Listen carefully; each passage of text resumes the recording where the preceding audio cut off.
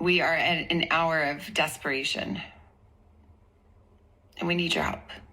All right, obviously a grim update there from Savannah, saying the hour of desperation, 2 hours until this deadline, the second deadline that we've potentially heard from these reported ransom notes. And our Fox's team, Matt Finn on the ground hours before, Savannah Guthrie pleading the public for help. Does law enforcement have strong leads if Savannah is soliciting the public for information? So lots of questions left unanswered. A live picture out there in the Catalina Foothills neighborhood. Let's continue on here, diving into the latest, being joined by former SWAT commander, director of Byrna, Josh Schirard. Thank you so much for joining us here on Live Now from Fox. And we know this deadline is out there. How consequential could it be? You know, I think it's important to really kind of take a step back and look at, you know, the 30,000-foot view of what's going on with this investigation. Obviously, we had one deadline pass on this particular ransom note with no communication, and we have another one coming up very, very shortly. So I feel like because of the coverage, because this is the most tangible lead that we have, a lot of people are putting a lot of weight into something coming from this. So, you know, come 5 o'clock local time, if we don't have any communication, if there's no proof of life, proof of consequence, anything that tells us anything about this ransom note, no further progress, it's not as though the investigation just ends or police have to kind of take a step back and regroup and reassess, refocus their efforts. The ransom note, this particular vein of this investigation, is one of an incredibly many amount that I'm sure law enforcement are pursuing. So, you know, I think it's important for people to remember that even if we don't hear anything come the 5 o'clock deadline, that there are so many other pathways that this investigation is going down, and law enforcement is inevitably continuing to progress further down those as well. So, you know, it's not like we're losing hope. There's so many more ways that we can go with this, and I know law enforcement and the family are going to continue to trek down those pathways and continue to move forward. It may be unusual to have those two deadlines out there, but in your experience relaying with some of these kind of life experiences, in terms of deadlines, are they out there to put pressure on authorities, put pressure on families in some of these situations? Yeah, of course. I mean, they're there as a definitive time when they want their demands met. Otherwise, we know how government works otherwise. If you don't give them a deadline, that could go on and on and on. They want to make sure that in most cases, that deadline is there to say, hey, I am serious.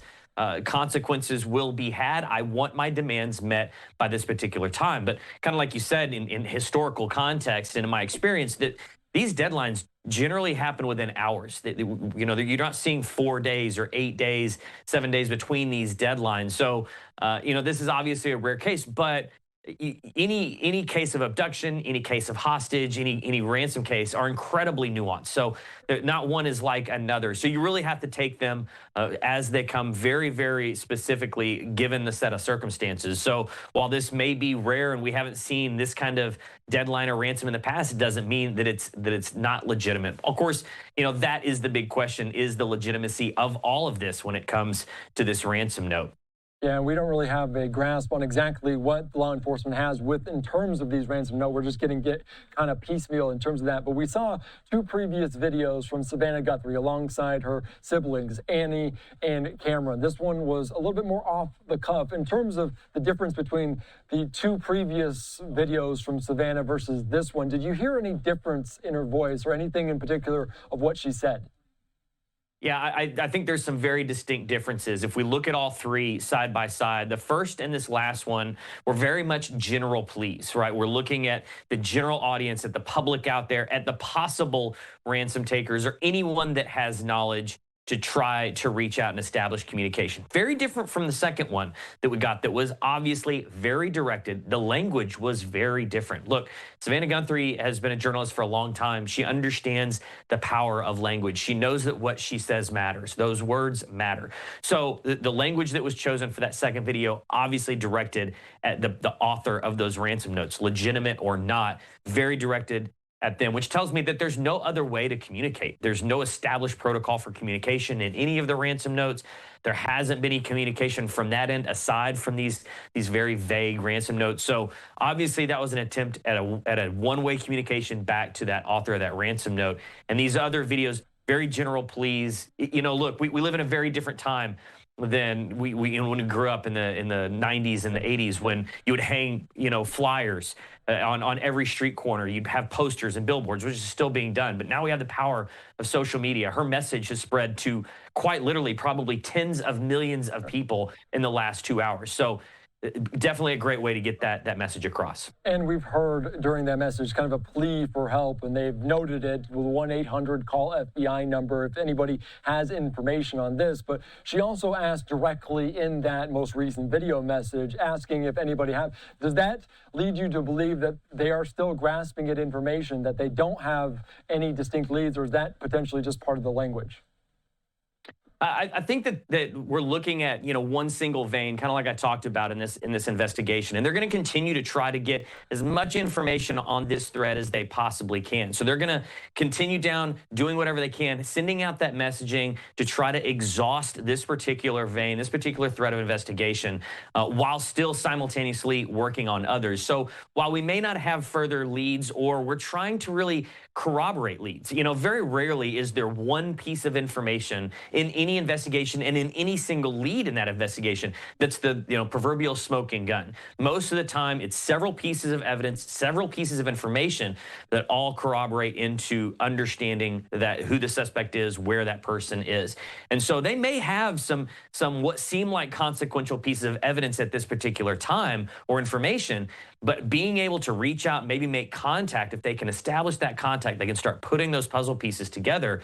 And that, and the best way to do that right now is to have that family reach out, and hopefully that person reach back out to the family. So I don't think we're looking at just an utter lack of evidence here, or utter lack of leads. I think that we're just trying to piece these together, trying to get every bit of information that we possibly can. Yeah, and of course, they are under no obligation, law enforcement is, to reveal all of this information so they can keep it close to the vest so it doesn't get out there to those tens of millions of people. We're also looking live there in Tucson, courtesy of our Fox flight team. I want to ask you about this ransom again, because we also are hearing from TMZ that the Nancy Guthrie alleged ransom account remains empty as this deadline fast approaches, and we're hearing reports about Bitcoin being involved in this $6 million ransom. Is crypto untraceable? Is there anything law enforcement can do in this regard?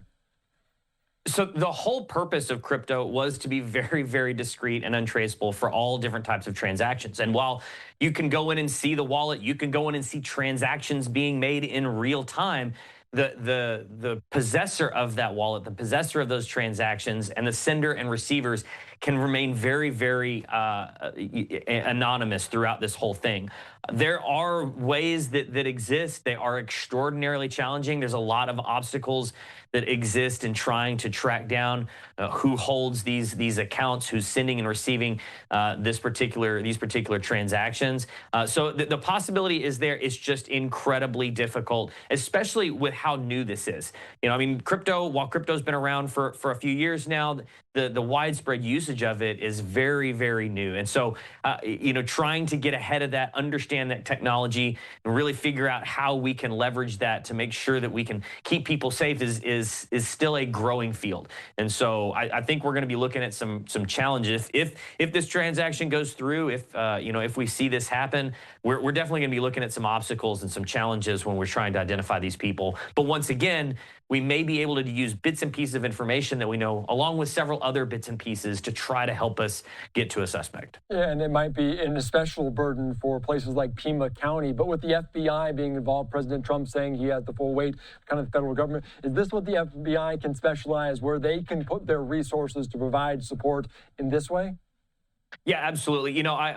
There's an obvious movie trope out there, and kind of a stigma that when the FBI comes in, they take over the case, and you kind of lose a little bit of jurisdiction. But I can tell you that I've worked with a slew of federal agencies, from the FBI, HSI, DEA, and all of the above, and have only had great experiences. They're there to provide assets and resources that those smaller agencies just frankly don't have, whether it's boots on the ground, whether it's technology to help with forensic digital recovery, whether it's lab services, tech services to help with dumping cell phones, all of that, DNA, evidence collection, anything under the sun, tactical resources, everything is at their disposal. And that's what it takes. It takes these agencies working together and this cooperation in order to solve these crimes, especially when you're working with an agency that just frankly doesn't have those assets and resources. Yeah, small area in southern Arizona. Josh Schirard, anything else we're missing? This deadline is fast approaching, but the search continues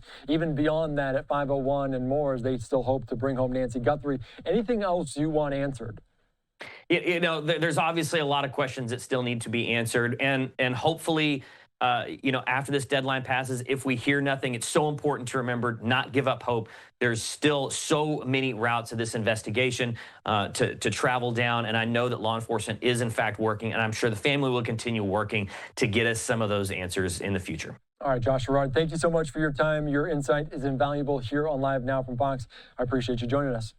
Thanks for having me, Andy. All right, thanks so much. All right, great conversation about this looming deadline as that Bitcoin account allegedly tied to this ransom demand is still empty at this hour. Still no real proof of life. That is what we're hearing from the family. Savannah Guthrie releasing the third video in as many days relating to this disappearance of her 84-year-old mother. A live picture courtesy of our Fox flight team on the ground in this Catalina Foothills area. You can see plenty of media on hand.